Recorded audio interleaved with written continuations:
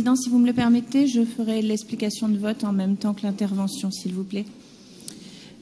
Monsieur le Président, chers collègues, depuis 1992, la zone industrielle de Thilloy-les-Mauflaines dans le Pas-de-Calais héberge la base logistique Scapartois qui alimente l'ensemble des établissements Leclerc au nord de Paris,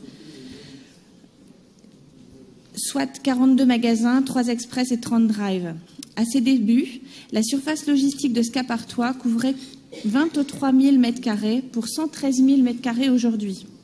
Cette délibération propose d'offrir une subvention de 42 814,15 € pour un coût total d'opération de 870 770 €. Cet investissement permettrait la modernisation du processus logistique pour mieux s'adapter aux exigences de la grande distribution, les drives, les points retrait. Si l'on regarde la définition de subvention dans un dictionnaire, on y trouve le terme « secourir ». La question que nous devons nous poser avant de voter cette délibération est de savoir si la société Scapartois, et donc le groupe Leclerc, a besoin d'être secouru. Notre réponse est non. Leclerc n'a pas besoin de la région, considérant que ces groupes dégagent des marges conséquentes sans avoir besoin de piocher dans les fonds régionaux. Est-ce que le contribuable approuve que ces impôts subventionnent la grande distribution dont la croissance est continue, au lieu d'aider des petites et moyennes entreprises en difficulté? La réponse est encore non. Force est de constater que plusieurs délibérations proposées aujourd'hui sont établies sur le même modèle et sont donc incohérentes. 42 000 €, c'est une goutte d'eau pour Scapartois, alors que ce montant permettrait à de nombreuses TPE-PME de se sortir des difficultés.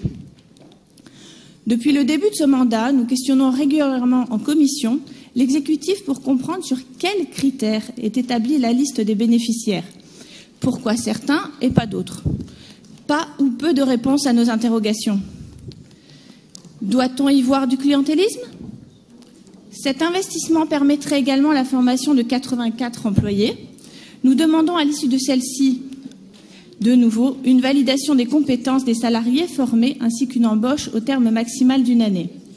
Qui plus est, au regard des commentaires des employés Scapartois de Thilloy-les-Mauflaines, un réel renforcement du dialogue social serait une priorité. Il existe à ce jour une forte pression morale sur les salariés de ce site. Autre point négatif concernant l'ancienne Leclerc. Le groupe a pour doctrine de soutenir les producteurs locaux.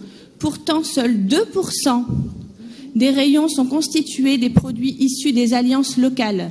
Les 98% restants constituent un profit important pour le groupe grâce à une forte marge. Où se situe le respect des filières agroalimentaires? Pour l'ensemble des raisons invoquées, le groupe Rassemblement national et apparentés votera contre cette délibération.